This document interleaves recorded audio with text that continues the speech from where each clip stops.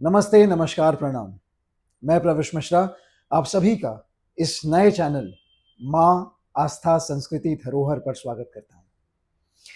ये चैनल का ये नाम क्यों है, इसके पीछे की कहानी सब कुछ बताऊंगा आपको। शुरुआत कहानी से करता हूँ।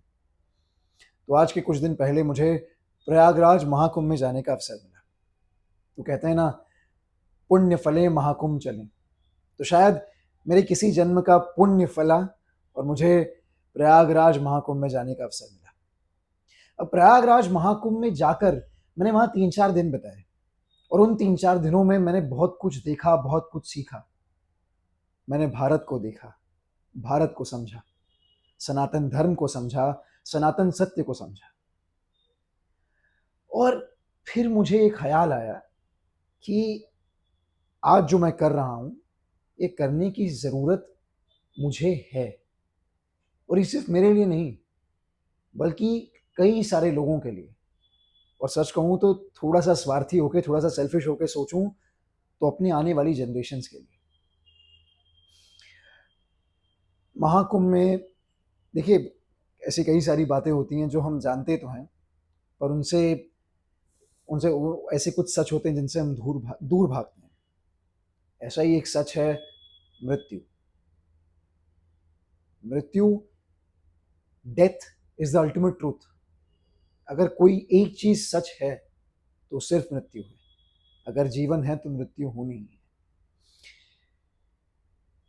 और मृत्यु, जन्म और मृत्यु के बीच में जो जीवन है, जो लाइफ है, वो या तो सुख का कारण बनता है या तो दुख का कारण बनता है।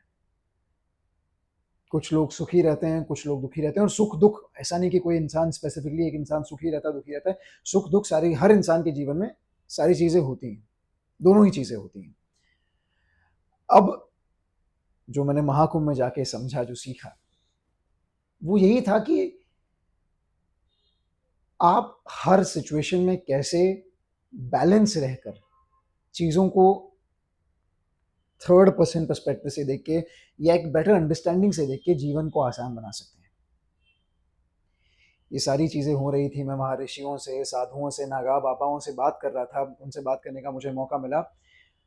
और ये सब कुछ होते हुए मुझे बस एक चीज का आभास हुआ और एक चीज ये थॉट आया मुझे कि मम्मी भी बोलती हैं कि रोज थोड़ा ध्यान करो। ध्यान इंसान अपने ब्रीदिंग पे भी कर सकता है, किसी चीज पे भी कर सकता है। भगवान पे करना आसान होता है या थोड़ा एक डायरेक्शन मिल जाती है। तो बस इसीलिए ये चैनल शुरू कर रहे हैं हम, जहाँ पे मैं अपनी मम्मी के साथ, जो मेरी मम्मी की आस्था है, जो मेरी आस्था है, जो हमारी सनातन संस्कृति है, हमारी संस्कृति है, और वो धरोहर, मेरी माता जी का जो धरोहर है, वो जो मुझसे बातें करेंगी ये चैनल पर, हम जो चीज़ें डिस्कस करेंगे यहाँ पर, वो सिर्फ मेरे बच्चे या मेरे पोता पोती या सिर्फ इतना ही नहीं, बल्कि आने वाली कई जनरेशन्स को ये मौका मिले। जो कॉन्वर्जेशन में अपनी मम्मी के साथ करूँगा, जो बातें करेंगी, जो मेरी मम्मी मुझे बताएंगी, सिखाएंगी, जितनी भी सारी डिस्कशंस होंगी, ये आने वाली कई जनरेशन्स देख पाएँ। और ये तो मेरा सेल्फिश रीज़न है कि कई सारी जनरेशन्स देख पाएँ और जितने लोग इससे जुड़ पाएँ, मैं चाहूँगा जुड़ें।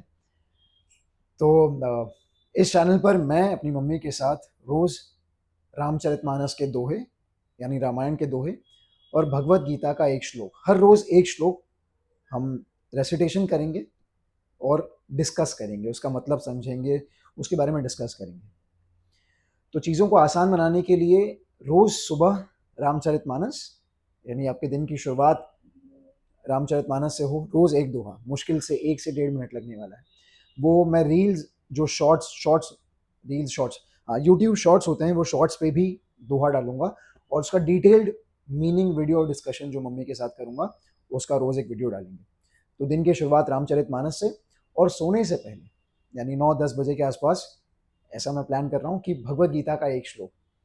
तो रील्स और शॉर्ट्स में श्लोक, सिर्फ श्लोक, और बाकी का जो वीडियो बनाएंगे उसमें मीनिंग के साथ।